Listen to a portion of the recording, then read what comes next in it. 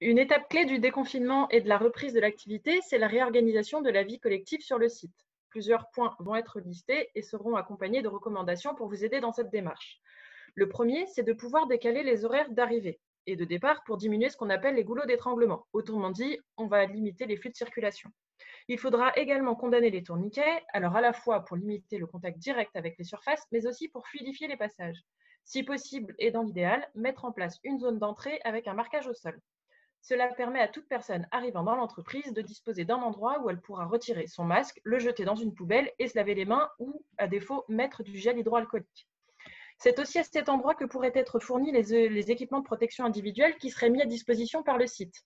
De nombreuses entreprises ont fait le choix de fournir un kit salarié comprenant des lingettes nettoyantes, du gel hydroalcoolique et un masque. En procédant ainsi, vous sauriez que toutes les personnes qui sont présentes dans l'enceinte de votre structure seraient équipées d'équipements de protection individuelle neufs ou propres. Pour ce qui est des ascenseurs et de leurs utilisations, le premier point, c'est d'avoir toujours en tête cette notion de surface minimale de 4 mètres carrés par personne. Partant de là, il est nécessaire de faire en sorte que les ascenseurs soient prioritairement pris seuls. Sinon, il faudra privilégier les escaliers pour respecter la distanciation. Alors, pour certaines situations, comme par exemple le travail dans les étages élevés ou même encore pour certaines situations de handicap, nous savons que cette règle semble difficilement applicable. On pourrait donc envisager, par exemple, de rendre obligatoire le port d'EPI, donc les équipements de protection individuelle, comme les gants, les masques, etc. Il faudra également se rapprocher de la structure accueillante et recueillir son protocole. Peut-être que chaque structure va vouloir créer son protocole et ses équipements de protection.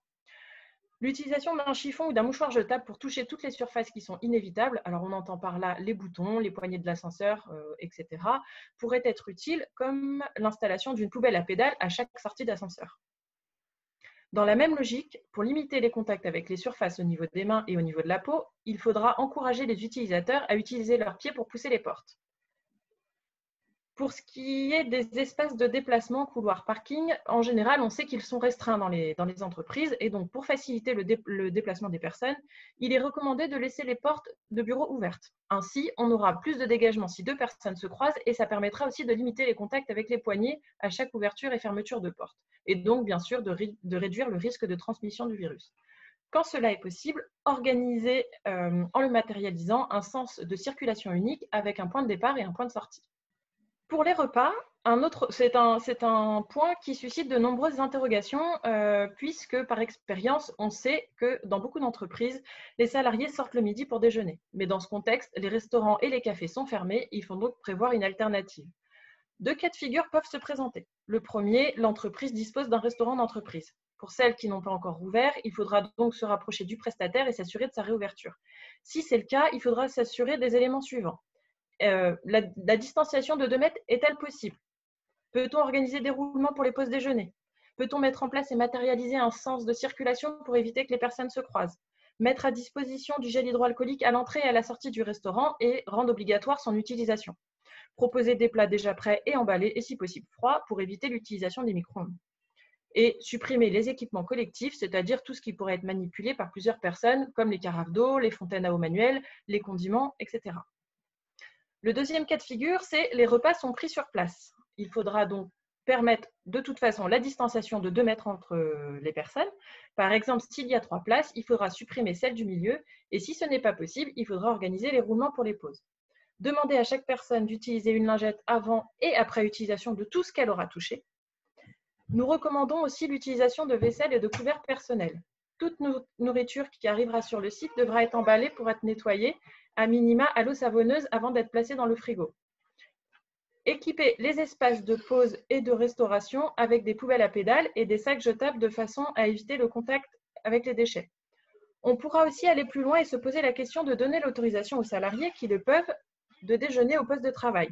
Attention, toutefois, cela reste une décision qui doit être prise par l'entreprise en fonction de l'activité et des postes présents. Pour les véhicules, nous recommandons d'éviter le partage de véhicules. Si ce n'est pas possible, il faudra demander au conducteur de porter des gants et de nettoyer avant et après chaque utilisation tout ce qui aura été touché. Les clés, le levier de vitesse, les commandes au volant, les rétroviseurs, les poignées de porte intérieures et extérieures. Pour les transports de passagers, il faudra systématiquement imposer un lavage de mains à l'entrée du véhicule. Privilégier le transport d'une seule personne que l'on placerait derrière le passager, toujours dans cette logique de distanciation. installer une séparation entre l'avant et l'arrière du véhicule et si ce n'est pas possible, rendre obligatoire le port de protection de gants et masques par exemple. Et puis, procéder au nettoyage de tout ce qui aura été en contact avec la ou le covoituré. Dans les transports collectifs de passagers par des utilitaires, les consignes sont simples. On recommande de laisser une place entre chaque passager et d'imposer le lavage de mains à l'entrée du véhicule. On pourrait aussi très bien rendre obligatoire le port de masque dans ces situations-là. Pour les espaces fumeurs, lorsque vous avez des espaces fumeurs dans votre entreprise, il va falloir prévoir une nouvelle organisation pour limiter l'accès en fonction de l'espace disponible, avec toujours la logique d'une surface de 4 mètres carrés pour une personne. Pour éviter le rapprochement entre deux personnes, le fait de prévoir des cendriers individuels pourrait être intéressant. La mise à disposition de gel hydroalcoolique est également nécessaire. Attention toutefois à l'emplacement du gel puisqu'il s'agit d'une substance inflammable. Pour les sanitaires, de nombreuses entreprises vont pratiquer ou pratiquent le télétravail ou comptabilisent des absents. Il pourrait être judicieux d'évaluer les besoins de sanitaires en fonction du nombre de présents pour diminuer la charge de nettoyage des locaux communs et donc d'avoir du temps supplémentaire pour nettoyer d'autres endroits. Il faudra adapter le nombre de personnes à la taille des locaux, par exemple, supprimer les urinoirs qui sont trop proches ou matérialiser des files d'attente à l'extérieur des sanitaires. Bien évidemment, il faudra s'assurer que chaque sanitaire dispose de savon et d'essuie-mains jetables en quantité suffisante et mettre à disposition des lingettes désinfectantes également. Pour toutes les réserves, en général, on sait que ce sont des pièces qui sont assez étroites, donc il n'est conseillé de donner accès qu'à une seule personne à la fois. Si ce n'est pas possible, il faudra prévoir le nettoyage par l'utilisateur des outils partagés, des poignées de porte, finalement de tout ce qui aura été en contact avec la personne, tout ce qu'elle aura touché. Pour anticiper les éventuelles difficultés d'approvisionnement, il faudra évaluer les stocks nécessaires pour anticiper les ruptures et si elles sont inévitables, il faudra prévoir une nouvelle organisation de travail et peut-être l'instauration de nouvelles règles.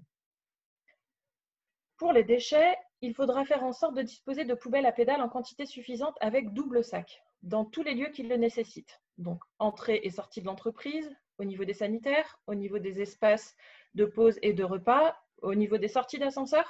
Alors, pourquoi deux sacs? Tout simplement pour ne pas être en contact avec les déchets si un des sacs devait se percer.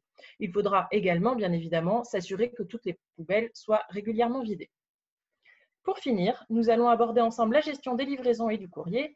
Il faut, dans la mesure du possible, les limiter en privilégiant les mails au courrier papier. La durée de vie du virus est estimée à environ 24 heures. Il faudra donc, dans l'idéal, les mettre dans une zone d'attente et traiter la réception 24 heures plus tard. Si c'est possible, nous recommandons également de ne confier cette tâche qu'à une seule personne et bien sûr, il faudra qu'elle ait les moyens de protection nécessaires. On pourrait aussi très bien lui demander d'ouvrir le courrier, de le scanner et de l'envoyer aux différents destinataires par voie numérique. Quand ce n'est pas possible d'attendre 24 heures, il faudra s'assurer que le traitement se fasse dans de bonnes conditions, c'est-à-dire en portant les protections adaptées, en désinfectant le carton avant de le ranger et s'il n'est pas possible de le déconditionner. Pour conclure, il ne faudra plus accepter les livraisons personnelles dans l'entreprise.